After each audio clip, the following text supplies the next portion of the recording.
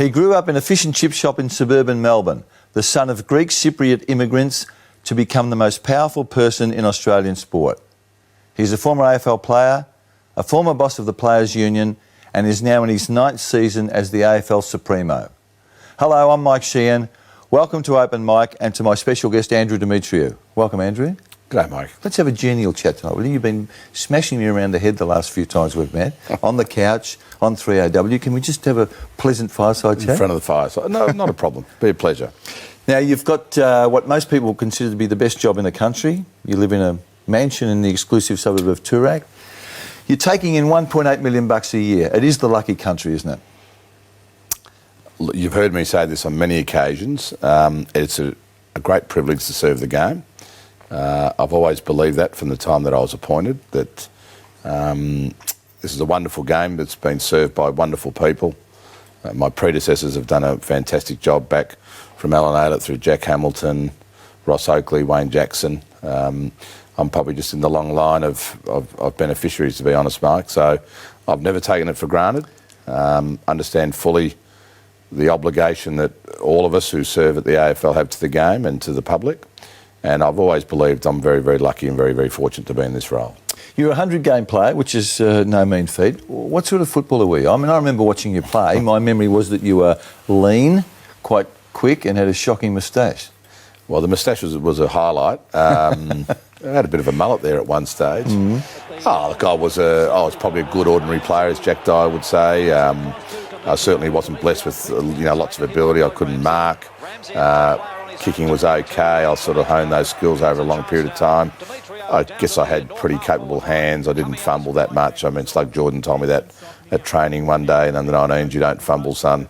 But I always consider myself pretty lucky to play when I played, because at North Melbourne I got to play with some really wonderful players. Blight, Schimmelbusch, Greg, Dempsey, Dench, the Crackers, and I could go on. And then when I went to Hawthorn, just for those couple of years, to be able to also be in the company of Dermott, Dipper, Chris Mew, Gary Ayres, Tucky, Platten. I mean, these were just incredible times. So I found myself pretty fortunate. I used to pinch myself, to be honest, that I could be playing in that company, because I wasn't blessed with the ability the others had. Who was the best player you played with? Well, the best player during that time for me was in 1981, when we had Malcolm Blight as captain coach. I used to marvel at Blighty's ability. He was an incredible player.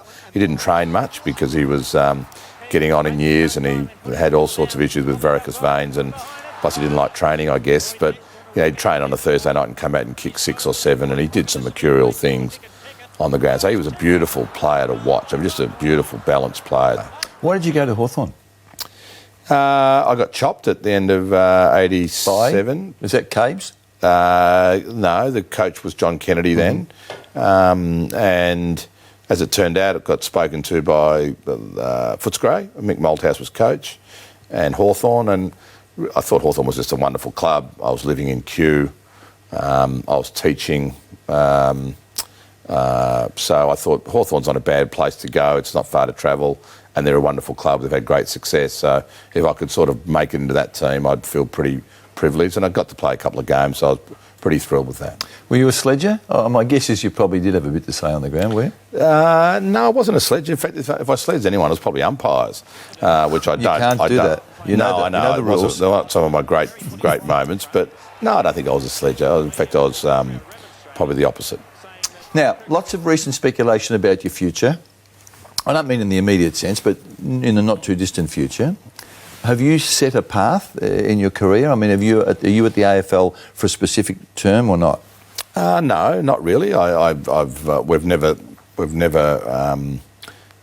talked about that insofar as set terms at the AFL. I mean, I think you can make an argument to say that if anything, I'm closer to finishing than I am starting. This is my 9th year, so yeah. I respect that. But one of the wonderful things about this role and working at the AFL and being in this industry is it throws up challenges every year. What's the biggest issue facing you and the Games administration? For us, this year and into the next couple of years is absolutely about getting our 18 clubs profitable. And this consolidation is really, really important. This period of consolidation is crucial because we've got clubs carrying debt, which we don't think is sustainable. We've got clubs about to enter into, more exposure because they're buying poker machines in Victoria that they've committed to. So we really want to tackle this debt issue, Mike. We took on debt last year for the expansion and, that'll be taken care of. We're planned for that. But I think it's really important that we want to have 18 solid, profitable clubs. And by the end of this 5-year period, with with what we've done with broadcast rights and the revenues coming in, I'd be disappointed if we couldn't look back during this period to say that we've made some inroads into tackling this issue of having 18 profitable, solid football clubs. The internationally renowned broadcaster David Hill said recently that it's ridiculous that the AFL Grand Final is played still in the afternoon and not at night. What's your reaction to that? David Hill is a pioneer, an incredibly gifted pioneer of sport throughout the world in broadcasting. And it's wonderful that he's Australian, pioneering around the world.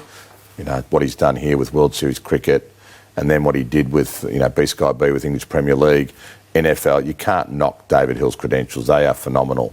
But having said that, we are custodians of the game. We've probably implemented lots of things that David initiated together, with our broadcast partners over the years.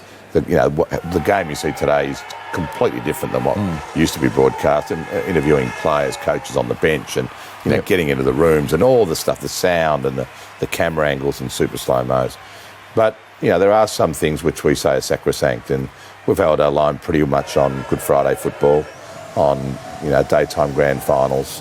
That's despite not just David Hill. Our broadcasters say the same thing, Mike. They, given a choice, they'd like to play it at night too. So there's no price on it. If they came back to you and sort of said there's X tens of millions of dollars extra for a night grand final, while you're the boss, we won't have one.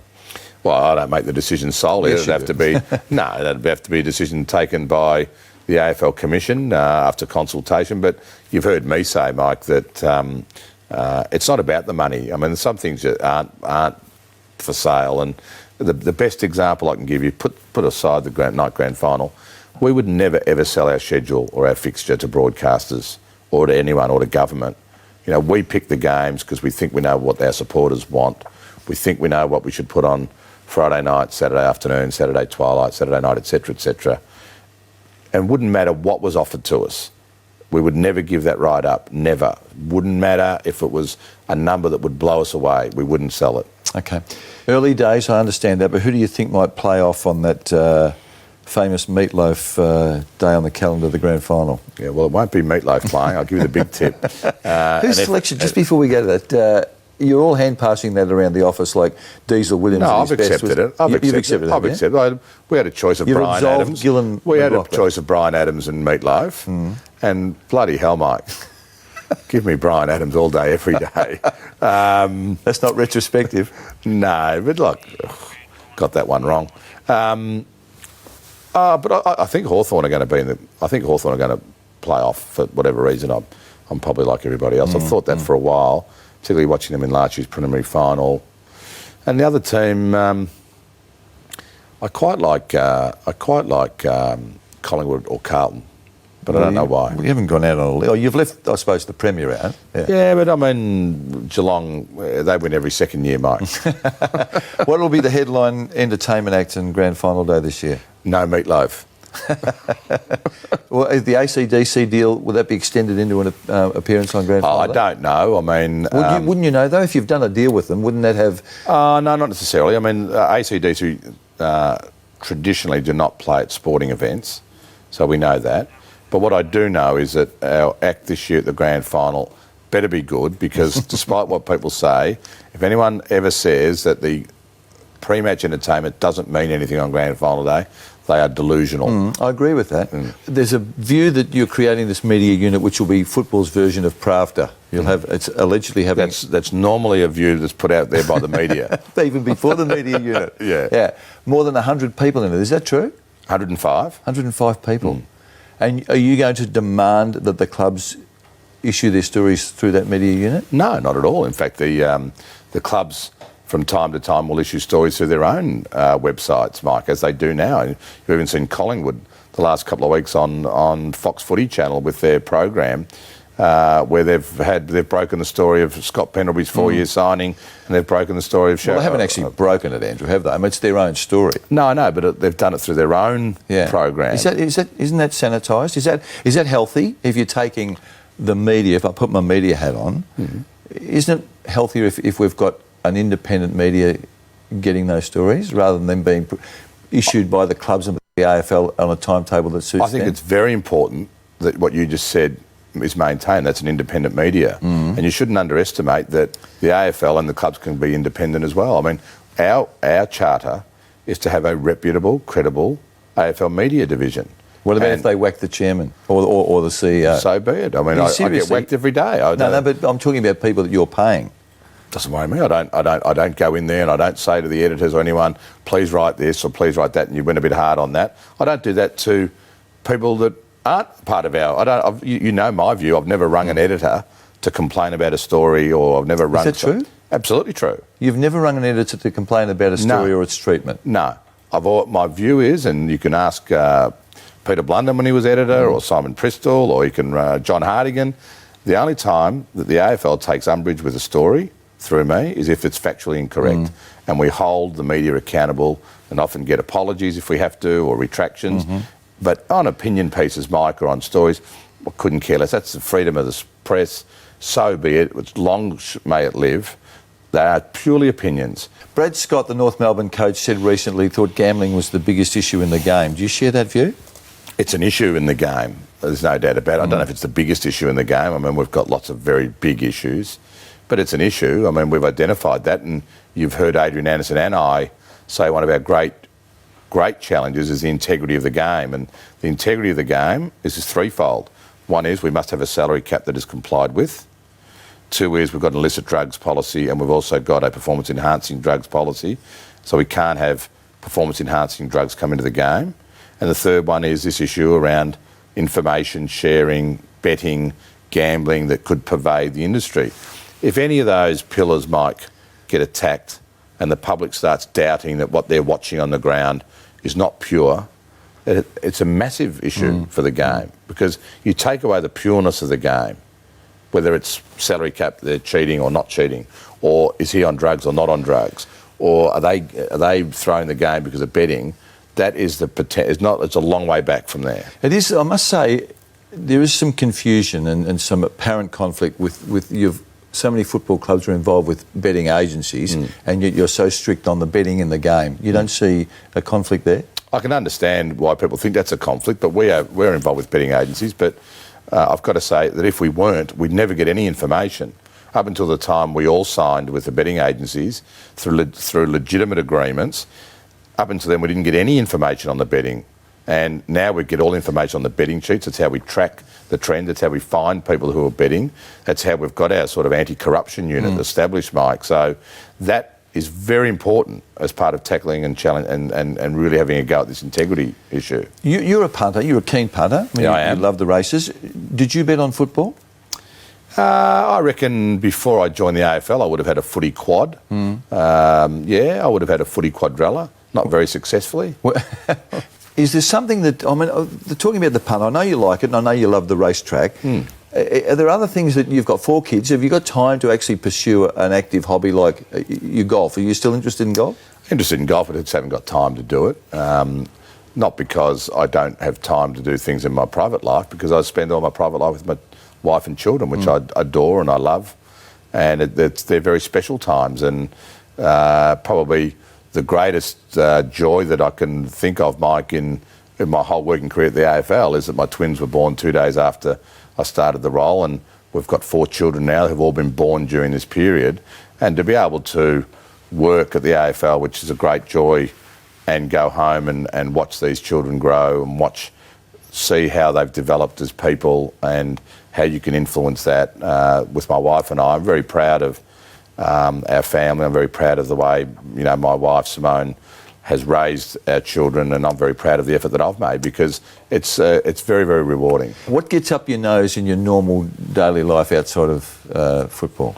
Away from work, certainly as a keen observer of what's going on, as you need to be. I think I'm probably like most members of the general public. I think you actually want You want to believe that that people are. I think we're all looking for leadership, Mike, and I actually think that people want to, have faith in some strong leadership. That people aren't going to spin. That people aren't going to be getting people to say things they don't really mean. Is this a political statement you're making here? Is it? Well, it's not just about politics. I think we're short of great leadership, Mike, and I think that we are screaming out for leadership. I'm not being. It's just not being critical of the Prime Minister or the opposition leader or political leaders. I think we are yearning for strong leadership and for people to follow strong leadership. And I think the world's probably devoid of strong leaders at the moment, Mike. And it's probably for a number of reasons, but one certainly is because I think people who are paid to be very good at spinning things have taken over the debate. Which takes us back to the media unit, does it not? No, in your eyes it does, but I think they're going to be a very credible and reputable media organisation. There was speculation about you going into politics if and when you finished your time in football. Have you got? I know you're interested in politics. Have you got any interest in a political career? No, for the 109th time, and no, and not interested. I wouldn't be good at it, and I have no interest in it. After the break on Open Mic, Andrew Demetriou talks about Matt Rendell and the Jason Mifsud saga. Can I take you back to the so-called Rendell affair, the Matthew Rendell? It almost became a scandal with involving the Indigenous players and his provocative statement. You were able to extract an apology from Footy Classified on Channel 9 about something that they said, the implication being that you had lent on Adelaide to chop Matty Rendell. You're very sensitive about that. I raised the issue with you on radio and you reacted quite angrily to it. Well, because it's not true. And I think the fact that I say it's not true, I think you should take me at my word, Mike. I don't tell lies, just don't do it. And secondly, you've heard Stephen Trigg say that he made the decision alone and he wasn't influenced by me or anyone at the AFL, and nor should he be. He's a CEO of a football club that's a very, very fine football club. Matt Rendell is their employee, was their employee, so they've got the relationship. He's privy to information I wouldn't even know about Matt Rendell and the Adelaide Crows. So, as I said back then, I'll say again today, they handled it, in my view, properly. They handled it appropriately from the point of view that they sat down with Matt Rendell, their employee, and went through that. And Matt Rendell, since then, has apologised unreservedly. He's had the benefit of Frank Bassini, who's gone over to sit down with he and his family and go through the process of why some of those comments were insensitive. And he's accepted that. And I think the fact that he's accepted that now is probably a time to everyone to draw a line in the sand and move on. Because I've said, Matt Rendell is welcome back into the football fold at a point in time. Shortly after sitting down with Andrew Demetriou, the Jason Mifsud saga rocked the AFL. We revisited the AFL boss this week to see how the dust had settled. As much as we wanted to keep it warm and fuzzy, Andrew, AFL football's a political hotbed, as you know well, and there are some issues, aren't there? Certainly, there always are. The Jason Mifsud affair, in all its parts, has to have been a major distraction. Of course it is, but as I've always said, when those issues crop up, regardless of whatever the issue is, you deal with them. You deal with them openly, as transparently as possible. You don't ignore them and you tell people the truth and you get on with it and you move on. Well, someone's not telling the truth in this instance, are they? Because there are contradictory stories coming out of the AFL and coming out of the Melbourne Football Club. Well, I think thankfully last week when there was a mediation between Jason Mifsud and Aaron Davey that was conducted by Frank Bassini, I think they got to the bottom of the fact that there was a misunderstanding, and you heard Jason acknowledge that he misunderstood what Aaron Davey said. He's acknowledged that, he's apologised, and of course Aaron Davey's accepted that and also gone on to say that he's got great faith in Jason. So look, that was messy. We're not shying away from it. It was unfortunate. The Melbourne Football Club I think was harmed in that process, unfortunately. They've been really amazingly, I guess the word is resilient through this period, particularly as they lost their major sponsor on the back of it. And I think that they'll come out of it well. But it has been messy, but it doesn't detract from the fact that you still got to deal with these issues, Mark. Did Jason Mifsud take a hit for the team to protect Aaron Davey? No, I think I'd take Jason. Let me expand on that. Yeah. Jason was very, very clear in his recollections of his discussions with Matty Rendell yet in the finish said he wasn't quite sure what he'd heard from Aaron Davey. Well, no, he said, and I wasn't at the mediation, he said that he acknowledges that he misunderstood what was said. And everyone agrees and understands that there was no truth to that story. I think, unfortunately, Mark Neeld was cast in a certain manner, which was unfortunate, and people have apologised to him for that, for any hurt to he and his family. I think it was terribly unfortunate that an article was written by Grant Thomas when he should never have written such an article and it wasn't substantiated. But there's lots of lessons to learn out of this, Mike, and I think as an organisation we have, and I think Jason has, and hopefully people can move on. Is Matty Rendell entitled to feel hard done by on reflection? I mean, you were very emotive and blunt in your responses initially. Do you think you might have overreacted at the time? No, I've said repeatedly, and I know people are trying to draw an analogy between what happened with Aaron Davey and Jason with the Matt Rendell situation, but you've got to remember, Mike, we went through the right channels. We spoke to the CEO, Stephen Trigg, asked him to speak to Jason Misford to get the story that he'd heard, and then he asked Matt Rendell about that story, and Matt Rendell was asked to go away and think about his position. After a couple of hours, he came back and he resigned. And since then, he's been afforded also some counselling from Frank Bassini, which I think, from Frank's perspective, went well. He's learnt from that and he's apologised from that. The nicknames, Andrew, Capel, Gomez and Vlad. Now, and the Sheik. Alan Jeans called me the Sheik. That's right. Now, they all have implications about ethnicity and colour. Yeah. Has that heightened your awareness of the sensitivity of racism in football? No, because I've got dark skin, so they're all probably appropriate to me. I've always taken them, Mike, as a term of endearment, to be honest. And at North Melbourne, I was Capel, and that's Capel Dev. Capel Dev, yep. And I had close friends at North Melbourne. When I went to Hawthorn, it became Gomez from Adam's family, and of course we had Sheik, which is Alan Jeans, and the way Alan said it, it couldn't help but like. But no, I've never taken them in any other way other than a term of endearment. Okay, let's finish on a pure footy note, Andrew. Take us back to the day you diced with death, North Melbourne and Hawthorn, MCG, you crossed paths with the famous Lee Matthews. It was 1982. I can remember that. Dermot played his first game. It was a final. It was at the MCG. I remember it well because it was the first time my mother had ever come to watch me play a game of football. It was also happened to be her last time she ever came to watch me play football. I remember ball coming into the forward line, the Hawthorn forward line, and I remember chasing whoever I was chasing. I think it might have been Rodney. I can't remember. But all I remember, just at the last split second, millisecond out of the corner of my eye, I saw what looked like a 10-tonne truck coming in. It was Lee Matthews. And I thought to myself, oh, shit.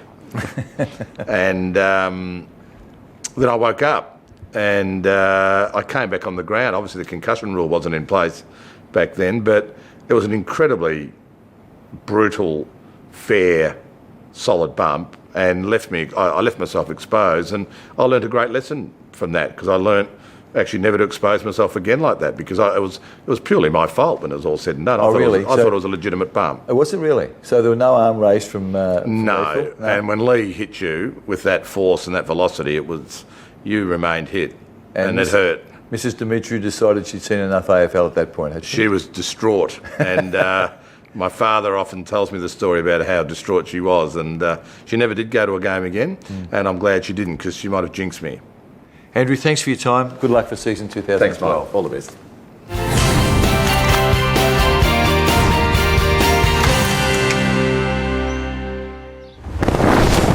This has been a Fox Footy production.